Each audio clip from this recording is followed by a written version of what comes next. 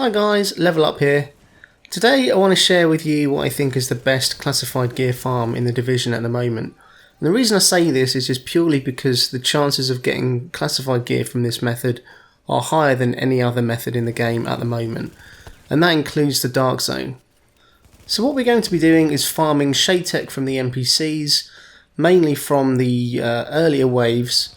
And then we're going to be using that Shade Tech to purchase crates which will have a very good chance of dropping classified gear. So what I'm led to believe is that the drop rates are the same as the rates from the classified caches that drop during the global events. So every time you open one of these crates, you're effectively opening a classified cache that you would get in a global event, albeit with only one item dropping rather than two, which you get in a cache. And I've done this a number of times. The way we're going to do it, we're going to open the crate 4 times, and we're also going to be able to get 3 boss drops, which could also contain a classified or an exotic.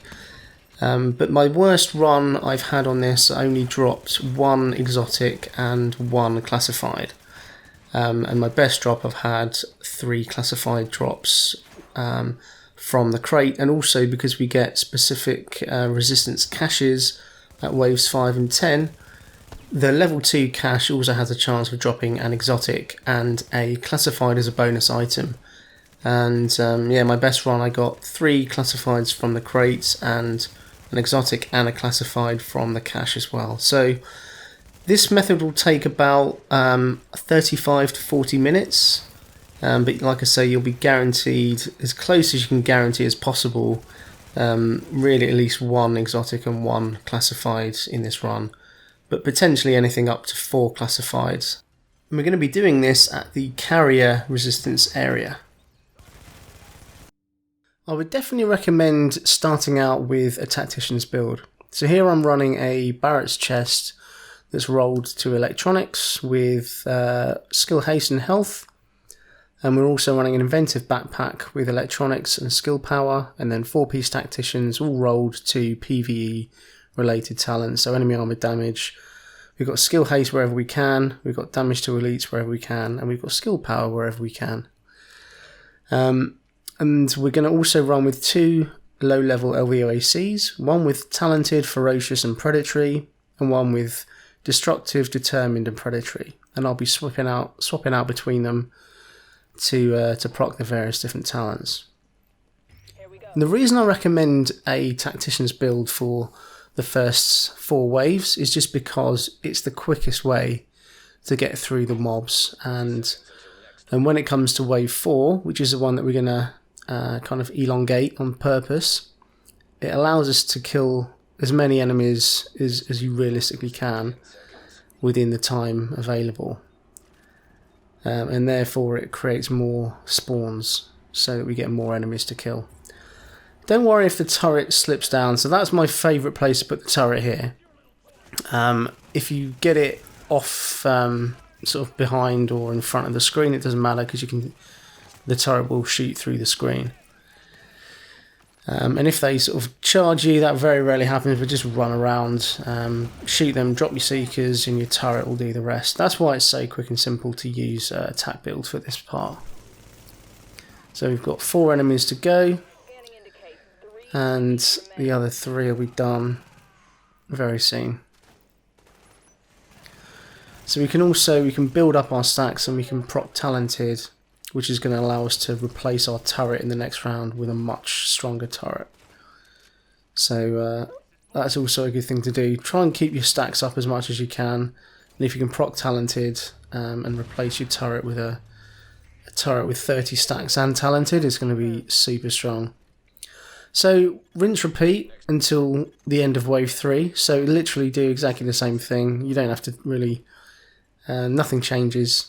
So just go ahead and sort of collect all the Shade Tech that drops. And then wave 4 is going to be the data breach one. So this is the one that we're going to elongate. So you get, I think, 3 minutes, something like that. We'll see in a second. Yeah, 3 minutes to stop the breach.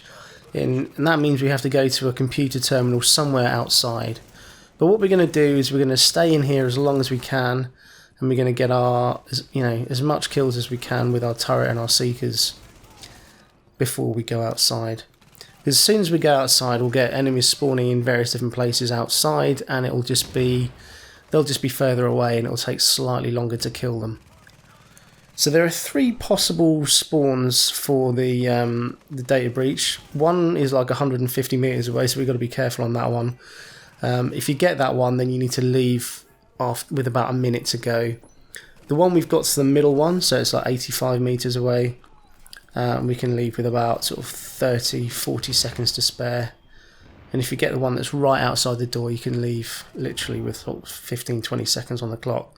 As long as you stay within the radius of like 3 to 4 meters, you get a green line coming out from the terminal to tell you when you're stopping the data breach.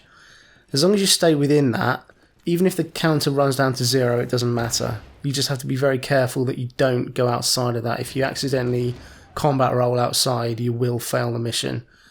So just make sure you stay within that radius, and then you'll be okay. So we can literally sort of leave it until the last few seconds. As long as you get into that radius, like I say, with a few seconds to spare, then you should be golden. And as you can see, we're just absolutely mowing through the spawns. They're just spawning every few seconds. We're getting 4 or 5 enemies coming out at once, and we're dispatching them really quickly because the turret kills them quickly. The seekers split off, so you can see that they target 1 enemy each, and 1 mini seeker can take out 1 enemy. So we're just getting loads and loads of shade tech dropping. Obviously, the reason for delaying it is to just kill as many enemies as we can, to get as much shade tech as we can, so that we can open the loot container. So here we go, we've got about 40 seconds to spare, so I'm going to go outside now, drop a seeker outside. It's worth just making sure we kill any of the last enemies in there so that they don't respawn outside. And we'll make our way down. When we get here, make sure you blow the turret up and then replace it with one just on the edge here. So go into cover and just place it on top. And that'll cover every angle from behind and from the sides as well. So even took out that guy that I didn't see, which was great.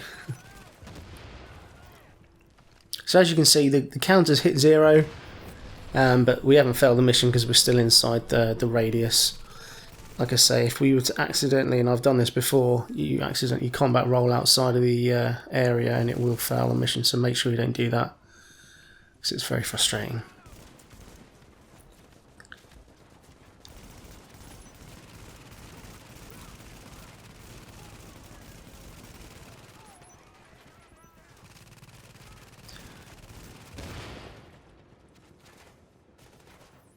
There we go, and once we're done, we're just gonna kill the last few enemies and start to clean up the shade tech that's dropped. So I normally kind of leave 1 enemy and sort of go and start collecting some of the shade tech, but you don't have to be honest, because what we're going to do in wave 5, which is the first boss wave, is we're going to kind of stick around this area anyway, and we want to lure everyone back inside so that we can again farm them all from inside this start point. It's just, the reason for that is just because we get more enemies spawning, and the boss wave again is going to be a timer wave, so the longer we can hold out before we kill the boss, the more enemies it will spawn and the more shade tech we can go and collect. And it's all about shade tech. The whole reason for this farm is to collect as much shade tech as possible, and that'll allow us to open up the loot container inside the warehouse. So there we go. So we've done wave 4 now, and as you can see, we've got 43 kills, which is pretty good, and we've got a pretty decent amount of shade tech. And at this point, I'm going to switch out because so I'm going to switch to D3.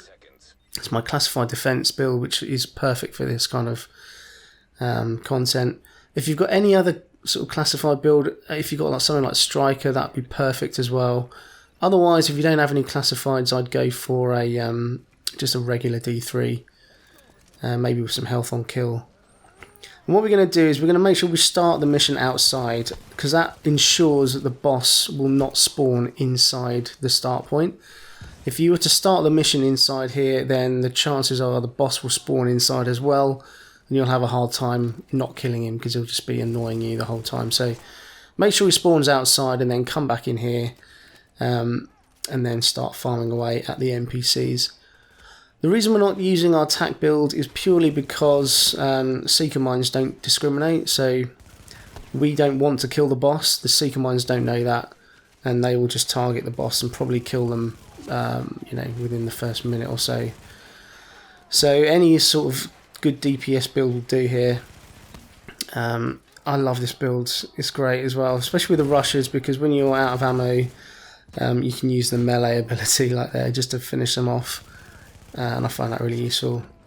And although it's mainly for group play, the 6-piece, I do find that it procs the sort of extra armor buff fairly often, especially in the later levels, and that gives you a huge amount of damage resilience that is very, very useful.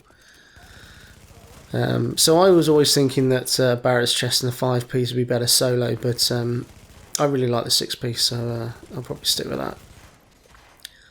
The other thing that I'm running here, I have got a house. I was lucky enough to get a pretty decent one. So this one's got, I think, destructive and predatory that I rolled on it. And predatory is so vital in these kind of missions. I did it with a responsive and destructive one, but it was just not survivable enough in the later levels. That constant sort of trickle heal you get from predatory is so useful. It just always keeps you topped up. So if you're running stuff solo, that is definitely a top tier talent. Although it's not damage, and everyone wants damage. Sometimes you can deal enough damage with other talents and other combinations of things that you don't need another damage talent on your weapon. Sometimes you're better off going for a bit of sustain to keep you alive. So we've got a minute to go, so you can see it's Hutch, he's come to the entrance now. Shield's still holding up pretty well. It's only a 6k stamina defense build, so it's not a full 9k one. We've got about 1 million and a bit health on the shield. As you can see, that's more than enough for this sort of thing. And lovely bash ability as well. So as it tickles down, we want to start worrying at like 30 seconds, just in case you can't. Sometimes you get cornered by the NPCs. You can be sort of stuck there for sort of 10 seconds or so. So you do just need to be careful that doesn't happen. And be mindful of who the boss is as well, because if it's someone like Thunder, who's a shield guy that doesn't have a weak point, that can cause some issues. And I had that once before. I didn't know who he was. And I got him, and I just couldn't kill him in time because I left it too late. So don't, make sure that if you've got a fairly easy one like Hutch, like I say, here we go, 15 seconds to go. You burst him down, that's fine. If you've got Lorray, fine. But if you've got one of these annoying shield ones, just maybe start sort of chipping away at him a bit earlier than that, just so that it's easier to finish off. Right, now we've got one enemy to go, and we're not going to kill him because we need to now make sure we hoover up every last bit of shade tech, just to make sure that we've got as much as we can before we start opening doors and things. If you look at the mini-map, I missed one here. You can see it's marked in grey in the top, so you can see that I missed one here, so I'm going to go back and get that one. And just use that as your guide to collect all of the shade tech that has dropped. And once we do that, we're going to then head all the way to the far sort of west, I think it is, end of the carrier, and there's a storage bay there. And that's what we're going to open up just before the end of the wave.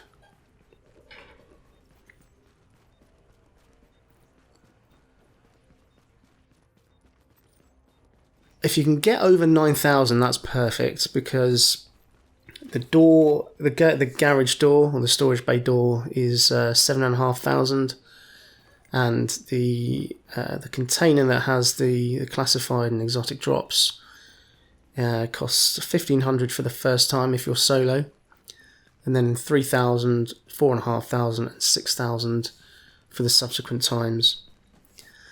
And I definitely recommend doing this solo just because it's quicker. The container costs a lot more to open when you're in a group, and you don't get that many more enemies, so it's really not worth doing it in a group if you're just looking to farm. It's a lot more efficient to do it solo with a build like this. So we're going to finish off the guy now, so we've got 20 seconds. The next wave is an offline or Shaytech offline wave, so we want to make sure we've opened it up beforehand, just so that we've got it all open and ready. So if you go straight ahead upstairs, you'll see the container in front of you, and here we go. And this we can open up our first reward, and we don't get anything good. So we've got a Lone Star holster, just a standard one. I don't know if the chances change each sort of subsequent time, but generally speaking, there's a very good chance of an exotic drop. If you want div tech as well, just go up here. There's a crate that you might as well just take from there. This next wave 6 is very easy, so you can just sort of chill here. It's just going to be some drones, and then one non-drone enemy, normally a shield guy or a heavy of some sort. But yeah, like I said, I think I don't think the chances change every time you open it. So each time it opens, you've got the same percent of a chance of getting a classified. And I will say that it is the best. There's a lot of subjectivity and people saying, oh, this is the best thing, this is the best thing. But in my experience, and I think just in terms of the maths that back it up, these crates have the highest possible drops of classified gear. I get more classifieds than I do exotics, which is good because there's always a lot of places ready to get exotics from. We get exotic caches for doing the legendaries and so on. Plus, I think the underground tends to drop more exotics. It does for me anyway. I hardly get any classifieds from there. So for me, this is definitely the best classified farm in the game at the moment. Possibly even including the Dark Zone. Because again, I haven't been lucky in the Dark Zone. Unfortunately, I do tend to get a lot of duplicates, so I'm just like swimming in like defense knee pads and stuff. So here we go. I've just skipped to the end of wave 7 here because the next two waves from after the first boss wave are pretty much all the same. We've just about, by the time we get to wave 8, we should have enough to be able to open it the second time. So here we go, and this time we do get our first classified, a defense holster, 286, pretty good. And now we've got a data breach round, so make sure you're fully stocked up for this one, because this is another one that we're going to obviously just drag out as long as we possibly can. You can see that the terminal here, it's just ahead of us in front, so we haven't got too far to go, so we can just stick around here by the truck and just farm all the NPCs. There's a lot of elite LMB shotgunners, so just watch out for those, spamming shot grenades at you and stuff. This is another reason I just love the shield. It just makes it so much easier to kind of stay out of trouble in these waves.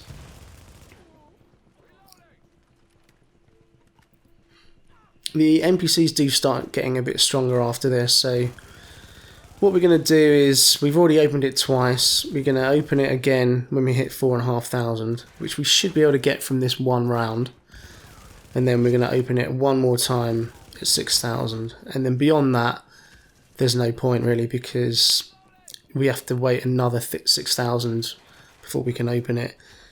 And if you're solo, the chances are you won't be able to get beyond the hunter boss wave, because it's just bit too hard. I've killed 2 of the hunters, but I just didn't have time to kill the third. It's without a group, it's a lot harder.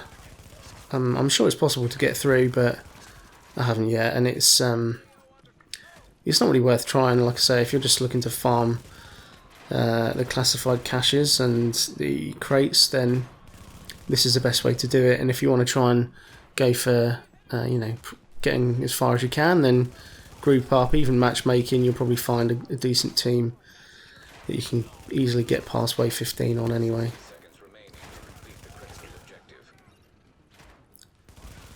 I found this place quite good actually inside this tent, because it just forces people to sort of come in and go for you, but you're pretty well protected in here. So 41 seconds to go.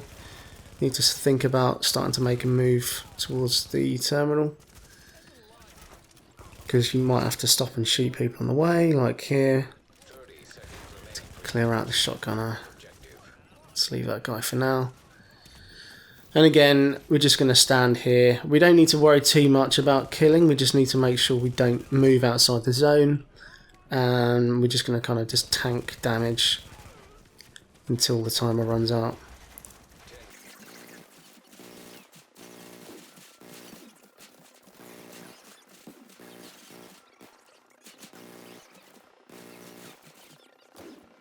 As soon as we're done, which we are now, we're just gonna run out of here, because this is a crap place to try and kill people from.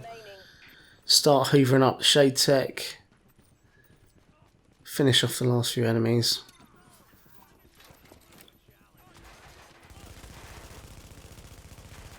As always, we're gonna leave one. Let's kill the medics.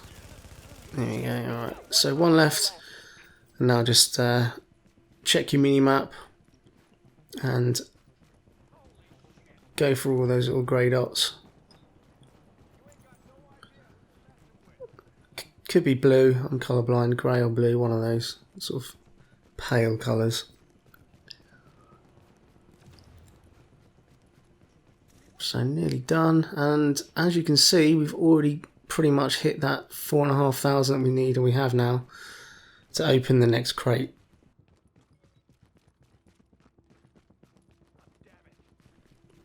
So we'll kill the last guy, and we'll go and open the crate for the third time and see what we get. Get ready. You're going to have to deal with a contamination anomaly. Hostiles inbound in 20 seconds. Now wave 9 is going to be a contamination round, so we do need to prepare for that as well. Next wave of hostiles in 10 seconds. And we got an exotic. Unfortunately, we got a Damascus. Quite possibly the world's worst exotic drop. So what we're going to do, I always pop canned food. I'm running with predatory, which means that when I get a kill, I will get extra healing because of the canned food, and that will be enough just to offset the amount of damage that we're being dealt via the contamination. So just need to be careful about any additional damage that we're getting from the NPC. So this is one of the few rounds that you really just do need to absolutely burst through and kill all the NPCs as quickly as you possibly can. There's no good thing about dragging this out. It's just going to give you more chance of dying. So definitely use canned food. I probably should have popped my heal before the canned food ran out, but I didn't, which was a bit silly, as it would have given me a much better heal than I'm about to get when I pop it. But either way, it's not too bad. We've only got one enemy to go, and we're fine for health, so we haven't had to use a med kit, so that's all good. So we're never going to get a huge amount of show tech from that round. Obviously the next round is a boss wave, so we just need to make sure that we get another 4,000 from that round, and then we're done. We can basically call it a day after that. 10 seconds until next wave. We might as well start feeding it in what we've already got. Should have enough ammo. If not, we can always come back for more. Probably might have been sensible to stock up actually, because you're going to need more than 500 rounds on a boss wave that lasts for 4 minutes. But because I started in the storage area the bosses spawned in there, as you can see, so they're coming out of there now. So we're now getting absolutely annihilated by shotgunners and bosses. So you just retreat. You can never really retreat very well in this game, because when you retreat, new enemies will just spawn right behind you, which is kind of annoying really, but it's just kind of the way it is. You need to accept that it's going to happen. They'll always just magically flank you out of nowhere, so just be aware of that. But just sort of retreat to the middles, anywhere that you've got a decent line of sight on as many enemies as you can. Keep getting put on fire, which isn't helping.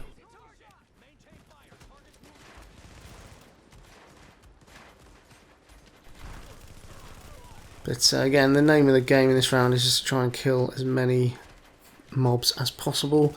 You might as well take care of War. War's the hardest boss to kill here, because it's just harder to get his weak points. So we're going to focus him and get rid of him first, and then we'll leave Pestilence till right at the end. We can just pop his gas tanks and it'll be done pretty quickly. God, kept being put on fire, really annoying.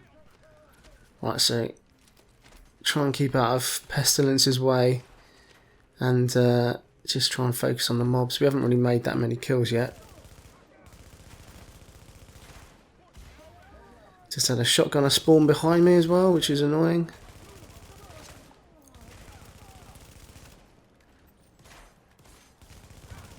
You can see the shield's still holding up even though we've taken so much damage. And we can pop a med kit when we get low as well. I'm running with combat medic, as you always should do with a shield. Just obviously a nice 40% shield heal when we get in trouble. Unfortunately, we're now out of med kits as well, but so we need to be a bit careful. And now out of ammo, so that was the reason why probably sensible to make sure you're topped up on ammo before the boss round, so you don't have to make an annoying little run for it like this, because that's all precious time being wasted.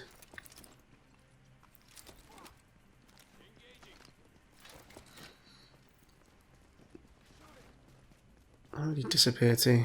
There he is. So a minute to go. Leave it another sort of 20 seconds before we focus on Pestilence. Hopefully you can get a few more mob kills.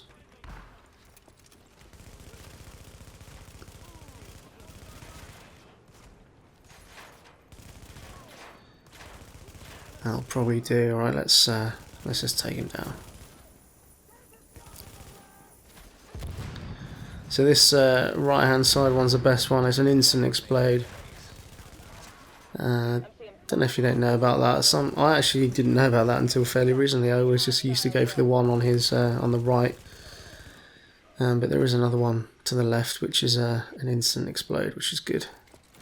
So 2 enemies to go. Again, we're going to leave one, so that we can just go and hoover up the rest of the Showtech.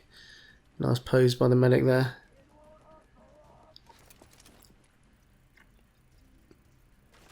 So we need another 2,000. Don't think there's going to be anywhere near that much left out there. Come on, Mr. Cleaner. Oh, unlucky. So what we'll probably end up needing to do is one more wave, but the next few again are going to be pretty quick and easy. They don't get difficult until I think it's going to be wave 14 probably, which is another contamination round, but we won't need to get that far, and we'll quit before then because we'll already have made our 6,000 Showtech by then. Alert. Shade-Tech interacts are offline. So we've just got these annoying golf club guys. These rounds actually do get a lot of rushes, so let's be careful of that. They are really annoying. But that's another reason I like the shield, because we can just, whenever we get low or we run out, we can just bash them with our shield and kill them, which is quite nice. So we're just going to skip to the end of this wave. Nothing particularly exciting to show. So once that's done, as you can see at the top, just got that 2000 Shade Tech. You're gonna have EMP. And we can go down and open the crate for the last time. And that's only 11 waves, so it's really easy to get to. And it doesn't take that long, as you can see. So that's 4 crate openings and 3 potential boss drops for exotics as well. EMP blasts are inbound. So there you go. And what do we get? A classified set of defense knee pads. So you can go ahead and quit after that. I just thought I'd carry on just to finish off this West Side Piers thing of killing the enemies within 10 meters just to get a crappy cache with 1 division tech in it. So I'm not quite sure why I did that. The only thing I would say is make sure before you finish off, because pretty much any shade tech that you have now is just sort of spare because you're not going to put any more into the crates.